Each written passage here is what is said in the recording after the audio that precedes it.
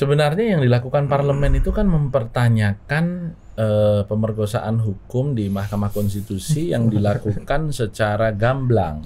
Nah, dia menyampaikan, saya ketemu dengan Pak Jokowi 7 Oktober dan beliau mengatakan bahwa beliau sempat menanyakan kepada Pak Prabowo, saya tidak mau Prabowo ini kalah gara-gara diwakili oleh Gibran. Iya. Kemudian yang kedua, kalau itu Sandi, maka berarti ada citra bahwa Ganjar Sandi ini akan fokus untuk pembangunan ekonomi, gitu. Kemudian kalau Ganjar Mahfud, maka mau bersih-bersih. Kemungkinan akan ada perkara-perkara hukum yang eskalasinya meningkat. Jadi kita butuh calon wakil presiden yang memiliki background pengetahuan hukum yang solid. Sulit untuk tidak mempercayai itu decoy.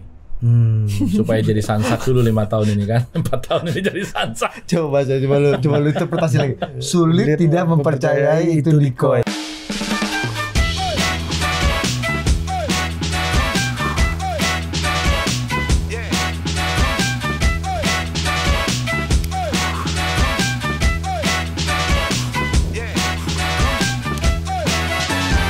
Ya salam. Ya Sandi. Itu 2 bulan lalu. 2 bulan lalu. 2 bulan ya. Ada revisi nggak tuh dari Ya Salam Sekarang, ya Sandi? ya Mahfud. Ini orang yang dulu katanya 5 tahun lalu ketika Pak Mahfud ingin makan, dia tamplek. Jangan diangkat lagi. Dulu. Tapi sekarang Kan lagunya udah baru lagi, Perdamaian. Kita udah isi pipa perdamaian setengah tahun yang lalu. Udah ya, udah aman ya. Pipa yang panjang itu. Tapi yang gue surprise nih, di setiap event-event deklarasi, Pak Mahfud tuh selalu pakai hijau. Ya. Itu tondo-tondo emang udah mewakili P3 apa tuh? Coba Mas Romi jelasin. Hijau itu kan pakaian penghuni surga. Begitu kan Qur'annya. Tahu. Iya, jadi pakaian penghuni surga tuh hijau. Hitam, Itulah terus kenapa hitam nih apa Mas? Kalau hitam nih. hitam tuh warna kesukaan Nabi. Oh. Boleh juga begitu. Bukan sebaliknya ya. Tetapi itu menunjukkan bahwa karena hijau itu pakaian penghuni surga, maka warna Islam itu kebanyakan hijau. Jadi ketika Pak Mahfud menggunakan warna hijau, beliau itu sebenarnya mencoba mengatribusikan diri kepada asal muasalnya, yaitu warna religius, dan religiusitasnya itu religiusitas moderat, Nahdliyin, dan P3 dilahirkan oleh NU. Begitu. Sedap. Ya salamnya Mahfud. Ya, udah ganti Lagu langsung berubah, Bos. Tapi bisa juga ya orang akhirnya menyimpulkan atau punya hipotesa Pak Mahfud itu ya warnanya P3 atau representasi wajah P3. Karena di waktu Rapimnas Partai, saya kira di Instagram DPP P3 juga sudah dimuat. Pak Mahfud menyampaikan secara terbuka di depan seluruh calon anggota legislatif kita tingkat kabupaten kota di bimbingan teknis pemenangan pemilu kemarin, baru 2 minggu yang lalu ya, bahwa saya itu menjadi pejabat publik pertama kali tahun 99 karena tanda tangan Ketua Umum P3 Pak Hamzah Has. Jadi beliau menjadi Menteri Pertahanan tahun 99 itu dari Partai Persatuan Pembangunan. Jadi bukan orang asing bagi P3. Tapi di PKB juga ada nostalgia juga beliau. Beliau menjadi anggota DPR RI dari PKB. Dan kemudian ya karena beliau kan nggak pernah berhenti ya jabatan publiknya. Artinya ada himpunannya lah. Beliau itu dengan P3 ada irisan himpunannya tuh ada gitu. Yang nggak ada irisan himpunannya ini kan yang 2 hakim Mahkamah Konstitusi yang concurring kemudian dimasukkan ke putusan menerima ini yang nggak ada himpunannya. Ini kayaknya karena nggak belajar matematika. Coba. Apa yang Anda ketahui itu? Apa yang dimaksud tuh Mas? Iya, karena kan 9 hakim Mahkamah Konstitusi ini matematika SD sebenarnya. Himpunan hakim menolak itu ada 4 ya dari 9. Himpunan hakim menerima ada 3. Ya, jadi ada 7 kan, kurang 2 kan. Nah yang 2 itu dia di tengah. Dia himpunan tersendiri mengatakan bahwa oke, saya setuju di bawah 40 tahun asal pernah jadi gubernur. Bagaimana ceritanya? Kira-kira begitu. Kok bisa dimasukkan ke 3 hakim yang setuju boleh di bawah 40 tahun asal pernah menjadi kepala daerah. Lah kepala daerah itu kan ada bupati, wali kota, ada gubernur. Sementara yang 2 ini ngomong cuman gubernur. Nah makanya bukan elected official juga seperti yang tadi kan ada saya sebenarnya heran dan kemungkinannya cuma 2. sengaja, atau yang kedua saking bodohnya matematikanya. Jadi nggak bisa tahu teori himpunan tadi menghimpunkan kemana begitu. Karena yang kedua nggak mungkin, ya memang sengaja, dan memang sengaja kan, karena kemudian memberi laluan Gibran menjadi calon wakil presiden. Jadi ini bukan soal anak muda. Kalau kemudian yang duduk di situ bukan seorang anak presiden, tentu tidak akan semudah itu kan. Pasal itu kemudian kalau istilah Habibur Rahman, politisi Partai Gerindra, diperkosa. Nah, jadi pasal-pasal di dalam Undang-Undang Kehakiman itu diperkosa, pasal 17 ayat 5 dan ayat 6 itu. Di mana seseorang tidak boleh mengadili perkara yang dia memiliki kepentingan langsung atau tidak langsung. Dan pasal ini adalah terjemahan dari kaidah hukum nemo iudex in causa sua. Seseorang tidak boleh mengadili perkara yang berhubungan dengan dirinya. Nah, sementara perkara nomor 90 yang diputus Mahkamah Konstitusi itu diajukan oleh Almas yang merupakan penggemar Gibran, yang ingin Gibran naik, ya. Kemudian diajukan kepada MK yang ketua majelis hakimnya adalah ketua MK, dan itu adalah paman dari Gibran karena dia menikahi adik presiden. Kemudian termohonnya adalah DPR dan pemerintah, di mana kepala pemerintahan adalah Presiden Joko Widodo. Jadi ini udah bukan lagi koneksitas begitu. Dan kalau kemudian kita hubungkan dengan Undang-Undang Nomor 28 tahun 99 tentang penyelenggara negara yang bersih dan bebas dari KKN, pasal 1 angka 5 itu menyoal tentang nepotisme. Definisi nepotisme itu adalah segala tindakan yang dilakukan oleh para penyelenggara negara secara melawan hukum yang menguntungkan keluarga atau kroniknya. Nah, nepotisme itu asal katanya adalah nepos. Nepos itu artinya keponakan. Begitu. Jadi udah jelas banget dari situ. Melawan hukum nggak? Ya iyalah. Orang jelas-jelas melawan undang-undang kekuasaan kehakiman.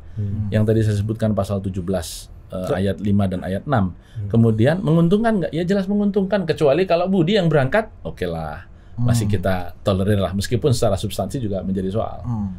Begitu. Tapi kan gini Mas, kalau dalam konsep hakim konstitusi bukannya kalau orang yang memang dirugikan makin kuat legal standingnya.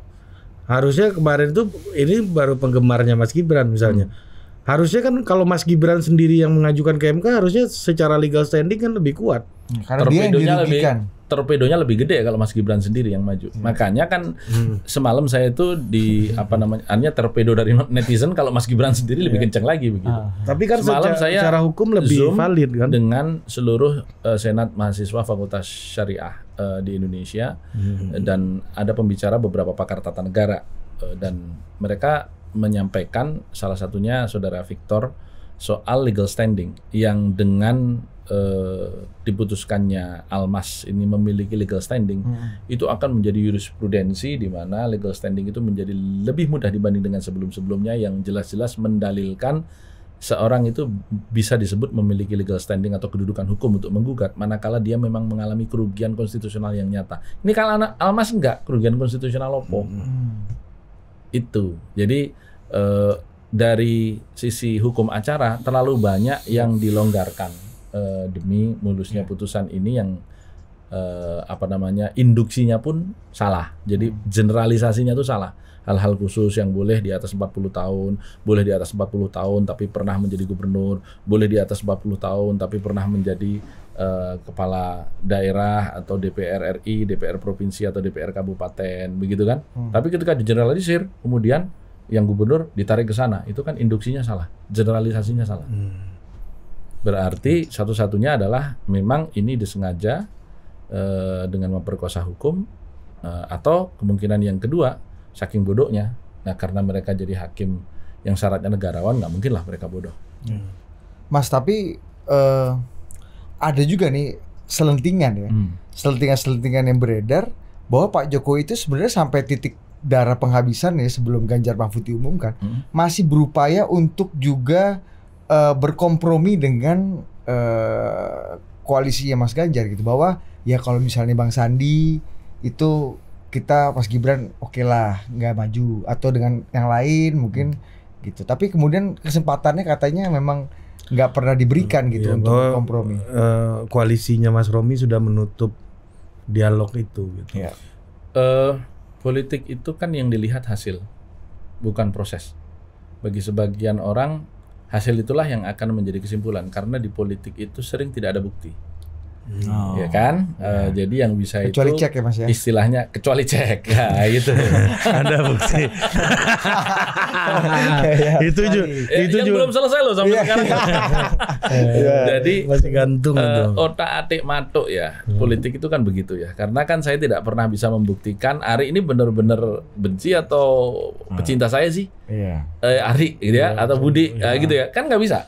Saya cuma dengar dari orang dan orang itu ketika dikonfirmasi bener nggak ini sumpahnya bisa diambil, dia dengar dari Budi, dia dengar dari Ari, begitu sama gitu. Jadi kalau saya cuma melihat hasilnya, pertama kita lihat bahwa deklarasi yang kemarin disiapkan untuk Prabowo Gibran itu sudah seperti deklarasi kemenangan, bukan lagi deklarasi pendaftaran. Apa bedanya Mas deklarasi? Beda karena bukan deklarasi kemeriahan tuh harusnya yang semeriah itu Mas. Pertama masanya, kemudian semuanya itu memang by design IO-nya lebih jauh rapi kan ketimbang dengan dua paslon yang lain, yang terlebih terlihat spontanitasnya. Kenapa nggak bisa kemudian serapi kaos itu? sudah beredar jutaan sebelum pengumuman itu gitu. Kemudian tiba-tiba sudah muncul mobil branding dengan unit-unit mobil yang baru dan semuanya sudah tertempel Prabowo Gibran dalam jauh waktu yang deklarasi. sangat singkat, hanya 1 hari setelah deklarasi. Jadi kan itu pasti tidak tiba-tiba, dan tentu sebagai politisi kan kita sudah mendengar ini sejak berbulan silam kan, bukan baru. Saya kan di sini juga udah kasih indikasi. Begitu. Jadi juga teori tadi atau rumors tadi ya terbantahkan semua. Dengan kalau melihat output base tadi Mas. Iya. Berarti memang menurut Mas Romi nama Erick Thohir, nama Sandi muncul ini jadi decoy aja. Terutama Erick Thohir lah. Jadi dalam konteks di Pak Prabowo. Ya, untuk memasukkan nama Mas Gibran. Sulit untuk tidak mempercayai itu decoy. Supaya jadi sansak dulu 5 tahun ini kan, 4 tahun ini jadi sansak. Coba lu interpretasi lagi. Sulit tidak mempercayai itu decoy. Artinya itu decoy. Placebo. Iya. Berarti canggih juga. Itu pola apa itu Mas? Iya. Pola apa dan Mas Romi kan ngerti cara berpikir Pak Jokowi saya kan. Saya suka komik silat Kopingho ya. Iya. Jadi itu kalau dalam peribahasa itu memancing harimau turun gunung. Begitu. Gimana? Ya itu peribahasanya memancing harimau turun gunung. Kita mau kuasain gunung itu kan. Harimaunya disuruh turun dulu. Dipancing dulu. Habis itu kita kuasain gunung gitu.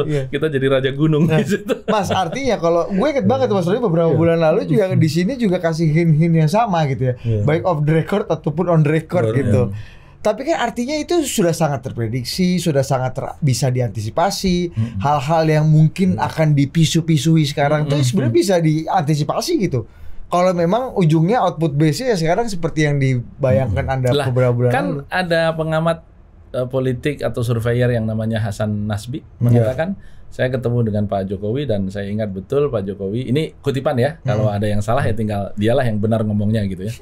Dia menyampaikan saya ketemu dengan Pak Jokowi 7 Oktober dan beliau mengatakan bahwa beliau sempat menanyakan kepada Pak Prabowo, saya tidak mau Prabowo ini kalah gara-gara diwakili oleh Gibran. Gitu. Jadi challenge-nya itu ada. Ini kan kalau bahasa Jawa itu tumbuh oleh tutup.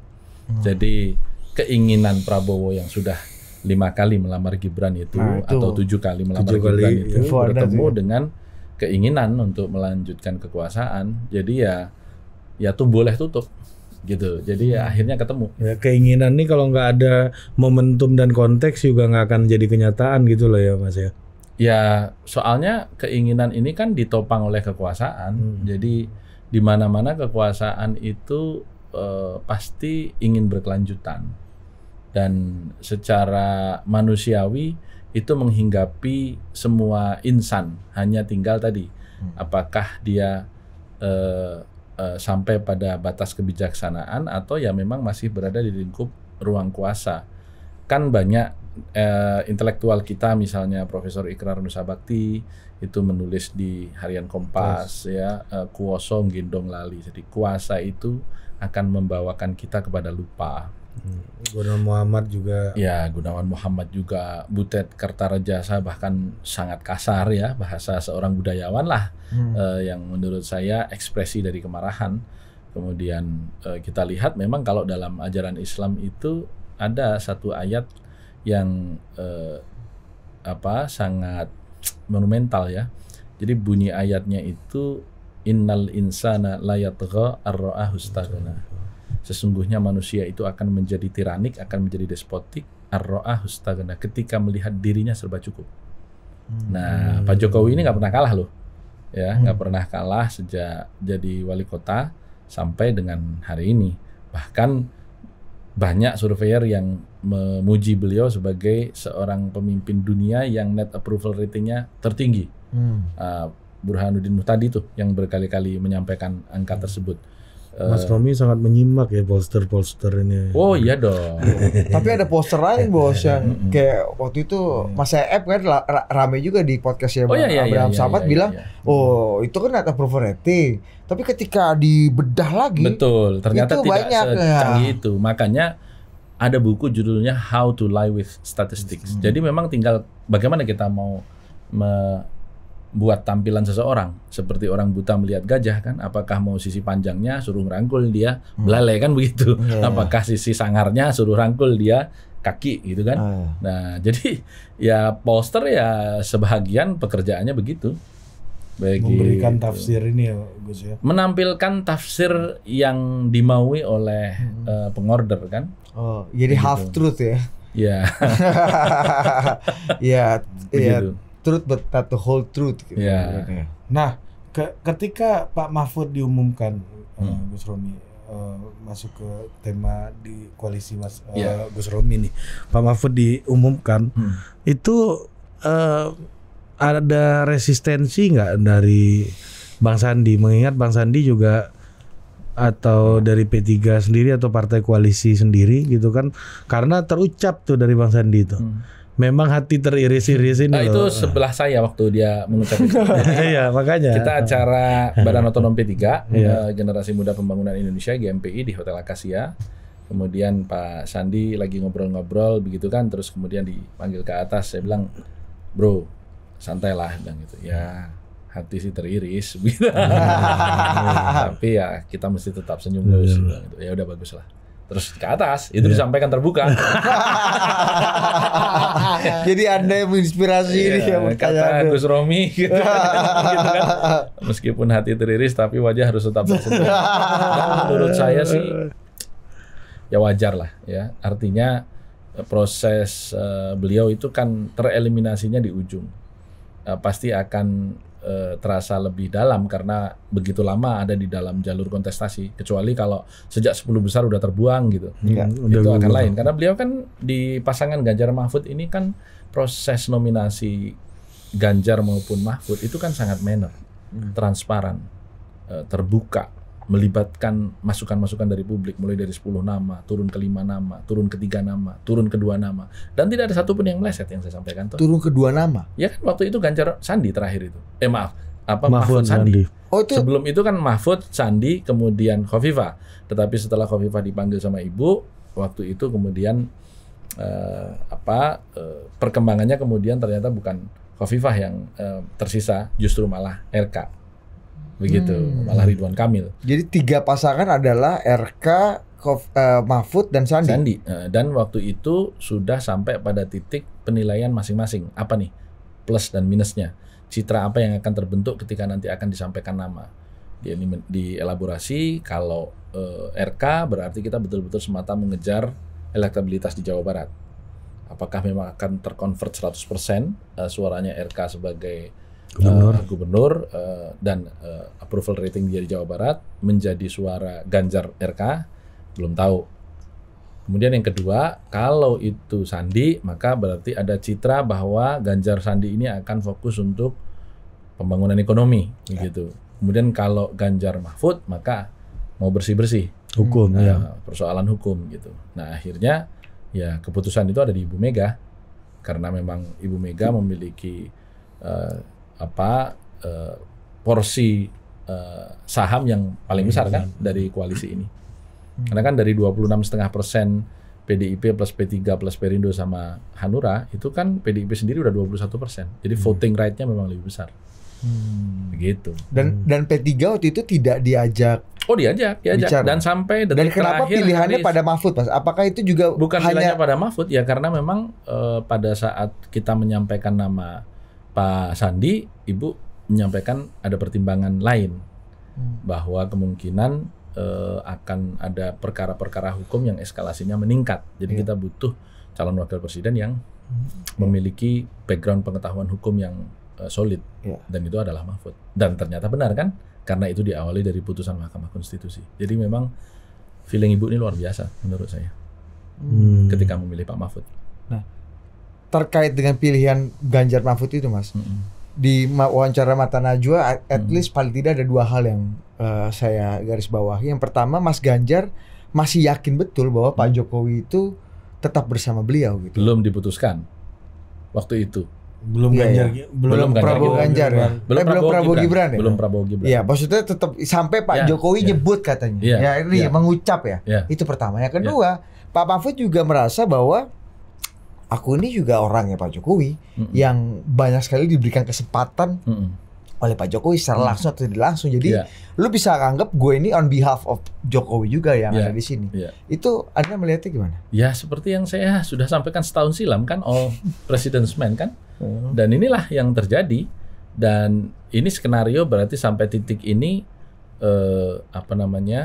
masuk, kecuali bahwa menjadi ultra petita. Kalau kita bicara putusan itu bukan hanya all president's man, ternyata ada one president's son, bukan hanya man kan, tapi son begitu loh. Jadi ada putranya beliau gitu. Jadi ini sudah jauh melampaui target presiden, karena di satu waktu ketika Pak Erik awal itu menyampaikan permisi kepada P3 dan diantaranya bertemu dengan saya, beliau memang menyampaikan presiden tuh inginnya Pilpres tuh all president man.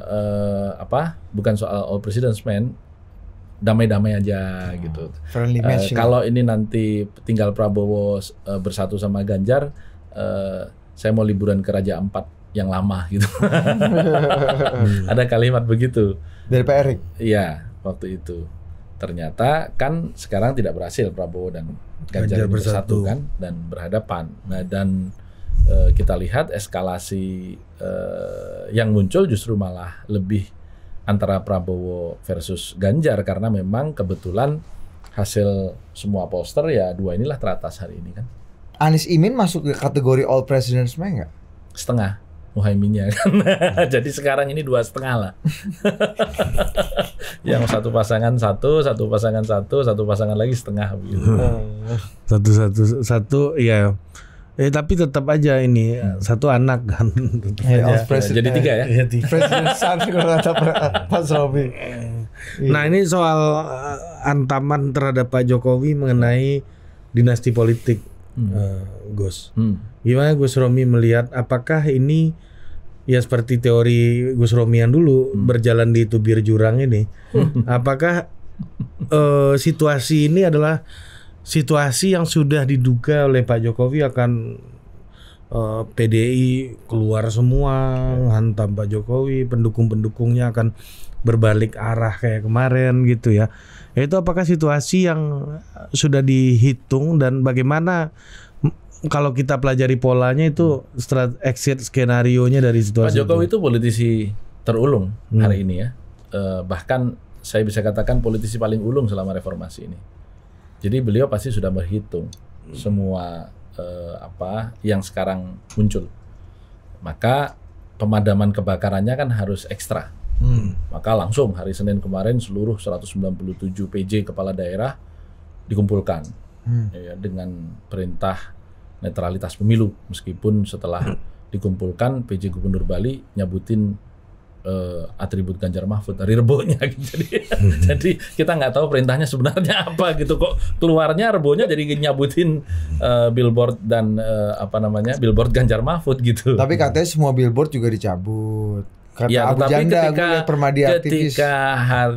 ketika seminggu sebelumnya pada saat pendaftaran Prabowo Gibran ke KPU hari Rebo, Pak Jokowi ke Sumatera Barat, itu billboardnya Prabowo Gibran di sana naik semua, nggak ada yang turun.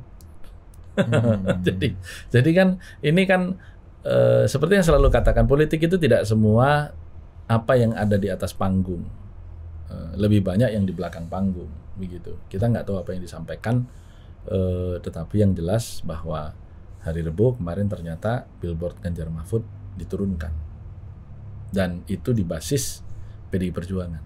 Nah, gitu loh. Jadi ini kan sebuah karena itu bukan basis partai kami, saya tidak bisa mengistilahkan apa-apa, tapi sama dengan orang menurunkan bendera P3 di Kota Tasik, Kabupaten Tasik, Garut, Situbondo misalnya, itu Jepara, Rembang yang kita pemenang-pemenang itu nantang namanya kan gitu. Kalau nurunin bendera P3 di situ. Nah, pertanyaannya dengan situasi kayak gini, Gus, kita bicara soal narasi kampanye gitu ya. Itu narasi perubahan keberlanjutan ini masih relevan nggak sih untuk Ganjar Mahfud ini? Kan Pak Mahfud udah ngomong kritik-kritik hukum di Indonesia juga kan sekarang kan. Apalagi melihat kemarin kita bikin diskusi Masinton sama PKS sama Habib Abu kompak. Habib Abu bahkan udah bukan takbir lagi teriaknya, merdeka udah gitu. Wah, ini gimana nih sampai ada kalimat Masinton ini apa, Re? PKS yang KTA PDI. Ya. Wah, mantap juga ini. Ini PKS nih Masinton nih. Tambah lagi besoknya Masinton langsung interupsi di DPR nih, viral dia kan. Ya, kalau bahasa orang sama dengan Mardani ya. Iya. Termasuk kompak kan, viral kan bahasa orang NU viral. Termasuk ada muncul juga nih beberapa ada angket ya. Ya itu Masinton. Saya kan sudah bilang waktu itu ini akan. Anda bilang off the record waktu itu, sekarang bisa di off the record. Semua yang saya sampaikan waktu itu kan sekarang muncul kan. Tinggal kalau pertanyaan apakah ini akan semakin melembut atau mengeras, ya akan semakin mengeras lah. Karena waktu semakin pendek sehingga memang tidak lagi kita bicara jab, ini harus uppercut dan gitu. Karena waktunya pendek. Lalu kalau jab tinggal 105 hari seperti sekarang, nggak tumbang-tumbang. Jadi ini sudah harus uppercut, bam gitu kan. Dan itu yang mungkin akan muncul dalam hari-hari ke depan. Kita lihat aja, nanti kalian mungkin harus pindah ngepost di dekat Senayan sana. Tapi artinya ini kan sebagai reaksi. Ya. Tindakan impeachment, bukan impeachment tapi ada gerakan gerakan politik di Senayan ini sebagai reaksi dari misalnya pencopotan baliho Ganjar Mahfud, berbagai macam yang dituduhkan tadi seperti politik dinasti, nepotisme, segala macam. Sebagai reaksi itu akan ada gerakan elit di parlemen gitu. Sebenarnya yang dilakukan parlemen itu kan mempertanyakan pemerkosaan hukum di Mahkamah Konstitusi yang dilakukan secara gamblang, bahkan itu oleh ketuanya, sehingga tidak ada jalan lain kecuali menggunakan jalur politik, karena hukumnya sendiri sudah diperkosa oleh para dalam tanda petik negarawan yang seharusnya menjadi the last guardians of constitution, jadi menjadi pengawal terakhir konstitusi. Betapa besarnya wewenang MK ini, bayangkan 9 orang ini bisa menganulir putusan rapat paripurna DPR yang isinya 575 orang plus presiden dengan seluruh perangkat eksekutifnya. Ini kan besar sekali. Nah, ketika itu kemudian tidak bisa diharapkan, ya sudah, maka politik. Maka tadi malam salah satu pakar tata negara yang juga mengatakan bahwa sebenarnya kita nggak demen kemudian politik ini di atas hukum. Tetapi ketika keadilan itu tercederai, ya harus ada langkah. Apakah misalnya gini Mas, yang kita tahu bahwa mitranya DPR itu kan bukan hakimnya, tapi MK-nya sebagai lembaga, mungkin sekretariat MK-nya lah gitu. Sekjen MK lah. Iya, sekjen MK. Kesekjenannya adalah mitra DPR. Bukan hakimnya. Kalau tindakan itu diambil, hak angket untuk hakim ini nggak mencampuri rumpun kekuasaan lain yang kebablasan juga. Jadi prakteknya ya ini tidak lebih baik juga sebenarnya gitu. Ya, karena final and binding ya, kan. Ya. Jadi begini, ente berbuat sombong sama orang sombong itu sedekah. Begitu. itu dalil itu. Jadi kalau kemudian ini ada orang ngawur memang harus dilawan pakai ilmu mabok gitu, ilmu dewa mabok. Oh gitu. Sama. Nggak bisa terlalu santun. Lu paksa kita terima hasil you punya jurus, ya you nanti pada akhirnya akan terima hasil kita punya jurus gitu kan. Jangan-jangan yang putusan MK ini juga reaksi dari kesombongan lain juga kan? Ya kita nggak tahu. Tapi yang jelas bahwa ya, karena final and binding kan biasa terima aja dengan misu-misu kan, misalnya gitu kan? Ya, karena secara konstitusi dilindungi dengan final and binding, tetapi pada sisi yang lain yang dihasilkan itu sesuatu yang dilakukan dengan tadi pemerkosaan hukum tadi itu. Saya pakai istilahnya Habibur Rahman di Gerindra waktu mendebat saya di Kompas TV. Bang Habib, Anda menginspirasi orang ini. Ingat, orang ini tuh canggih. Iya, Sandi aja langsung keluar tuh kalau kata teriris-iris ini kan. Beliau ini nggak ada inspirasi aja canggih kan. Apalagi dikasih inspirasi. Tolong. Lain kali biar dialog sendiri aja kawan ini. Istilahnya Prof Yusril kan penyelundupan hukum. Ya pada waktu membahas putusan MK kan beliau kalau Anda pencopetan apa dulu Mas? Hah? Istilahnya waktu pencopetan konstitusional Mas. Ada istilah paten pencopetan konstitusional. Ya, pencopetan konstitusional itu kan terjadi. Orang dicuri kesadarannya sejenak dengan kalau orang Jawa bilang dilimpe itu diambil lengahnya. Dengan pencabutan gugatan diberitakan, tapi keesokannya nggak jadi dicabut dan kemudian ini yang diputus itu kan mencari lengah orang gitu.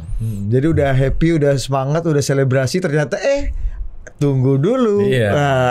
Ada yang lain. The game is not over. Iya. Tapi kalau kita bicara ini kan sekarang kan masuk berarti kalah canggih ya berarti ya? Hah? Kalah canggih aja ya berarti ya? Enggak juga sih. Kalah nekat. Kalau canggihnya sih sama, cuman kalah nekat. Mas, kadang-kadang kan karena di situ sudah nekat. Kalau kemudian Senayan nekat ya, Mas, saya bisa apa gitu. Jangan-jangan canggihnya sama, nekatnya sama, tapi kekuatannya yang beda. Nah, mungkin orang bisa lebih nekat atau lebih berani itu karena dia punya isi ransel yang lebih kuat, lebih berat. Maksud lo apa? Kekuatan maksudnya. Kan ransel ini kan isi bahan baku lu apa nih? Lu cuma naik gunung cuma bawa Indomie. Emang ada yang nggak kuat? Kalau udah bertarung di level itu emang ada yang nggak kuat? Kan nggak adu-adu kekuatan dong, Bo. Nah, kita bicara ini kan udah masuk ke proses politik. Ini ingat seperti tahun 2001, 23 Juli ketika Gus Dur dilengsarkan, itu kan bukan masalah hukum lagi. Proses politik, kuat-kuatan mana nih nahan sidang istimewa? Kalau ransel kuat semua kan kali ya? Ya enggak dong, ada yang kuat masa kuat, isinya bos. Ya, ada lo sama-sama berat ternyata isi batu bata. Ya, biar gagah aja kelihatan kan. Ada yang beneran isinya bahan makanan itu. Nah, ini bicara kekuatan politik Mas. Ini kan artinya suka nggak suka kita anggap ini udah berlawan-lawanan nih, udah pertarungannya udah makin kelihatan gitu. Kalau kita bicara kekuatan satu sama lain gitu Mas, Mas Romi membacanya seperti apa sampai dan how low can you go nih kalau kita bicara kekuatan politik? Kalau saya membacanya dalam politik itu ketika yang kamu hadapi adalah persekongkolan elit, maka satu-satunya yang bisa kita lakukan adalah kita menyatu bersama grassroots. Dan hari ini hati nurani grassroots kan sedang terusik dengan tindakan-tindakan yang mencederai keadilan yang dilakukan oleh Mahkamah Konstitusi. Jadi itu yang kita coba serap dan itu yang kita coba temani untuk menjadi penerang atau juru terang ketika kita berjuang 105 hari ke depan. Gitu. Juru terang nih apa baru lagi nih juru terang. Iya dong. Juru terang. Iya. Gimana Anda mau mengandalkan juru terang dari publik? Mau approver orang cinta sama Jokowi 80% lebih? Sebelum putusan MK. Ya turun dikit lah, diskon lah. Deviasi 5%, 10% lah. Tidak, itu yang saya lihat kalau dari seluruh komentar netizen. Ini 95% udah negatif semua. Data baru iya lagi. Kan? Ini udah sama kayak big data. Iya. Udah nggak percaya itu ya. Iya. Kayak Pak Luhut kalau pidato di internasional gini Mas. Iya. We have 17,000 island. If you don't believe, count by your own. Kata Pak Luhut gitu. Itu dia Iya, makanya.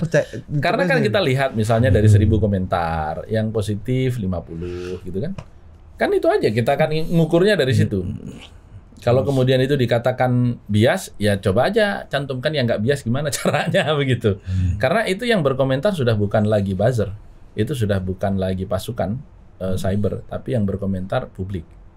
Dan saya merasakan itu dalam spontanitas yang muncul dan mengajak saya untuk masuk ke grup, ya, alumni ITB, alumni SMA 1 Jogja, begitu ya. Yang dengan serta-merta mereka, Mas Romi saya minta Mas Romi masuk ya, gitu-gitu. Jadi ada nuansa dan nurani keadilan yang terusik dan pasti mereka akan turun.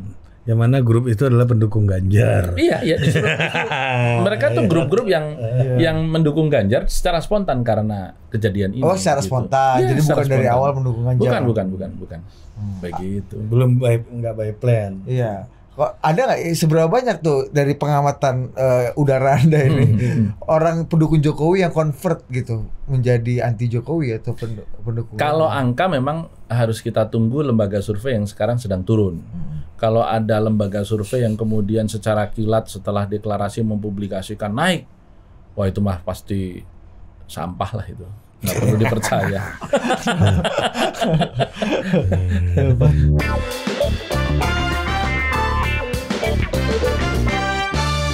Karena semua dato dari barat, dari timur, dari utara, dari selatan, dia semua sudah kalahkan. Menang terus kan. Nah sekarang dia hadapi dirinya sendiri. Jadi seperti komik Lucky Luke gitu loh. Kader PDI Perjuangan berhadapan dengan Pak Jokowi sebagai bapaknya Gibran. Menang jadi siapa? Jadi ini kayak drugs gitu Mas ya, kayak dosis nambah gitu. Saya kira ini pertarungan yang tingkat paling lanjut dari sejarah perjalanan politik Pak Jokowi, yaitu berhadapan dengan orang-orang yang selama ini membersamai. Nah itu yang dahsyat itu. Lu kalau misalnya menang dengan membersihkan semua lawan lu ya wajar. Lu instrumen negara lu pakai semua. Wah Mendes sudah turun ketahuan gitu kan videonya begitu. Jelas sekali pola kampanyenya itu Prabowo melanjutkan Jokowi. Dan kemudian yang memiliki merek Jokowi itu ya pasti Prabowo, ada Gibrannya.